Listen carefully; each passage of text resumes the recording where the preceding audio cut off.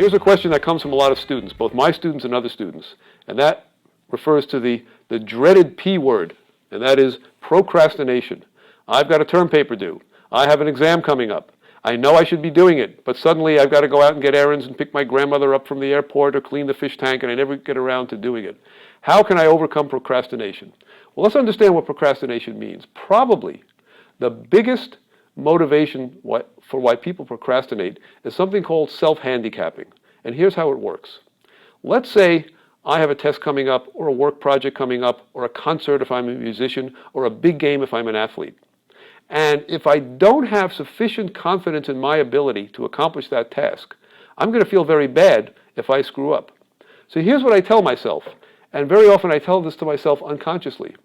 If I give 110%, I give all my effort, and I don't succeed, that makes me look like a failure.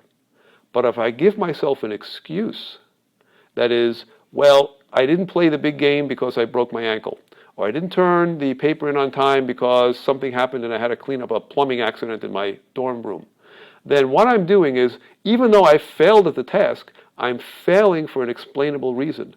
I'm failing for a reason that doesn't get at the heart of my self-concept and my ego. So one of the main reasons why people procrastinate is because they're afraid to fail. They're afraid of the idea that they gave 100% and they didn't make it. They'd rather self-handicap and give themselves an excuse for the failure rather than it be something within themselves. The second main reason is simply lack of organization. We live in a multitasking kind of world. It's often difficult to get everything done. So how do you deal with this? Well, let's start with the second one first, because that's the one that's most amenable to organizational changes. And I'm a big believer in schedules and lists.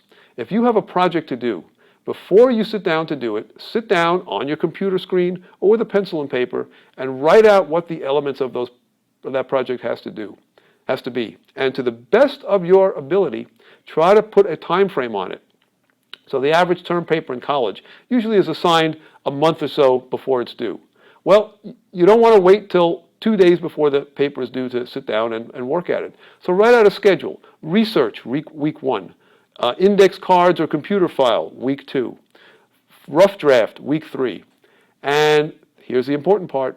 Make a time in your daily schedule so you can stick to it. That is, lock yourself in your dorm room, lock yourself in a little room in the library, but make that your dedicated time to do it as if it were a class, as if it were a mandatory class that you had to take.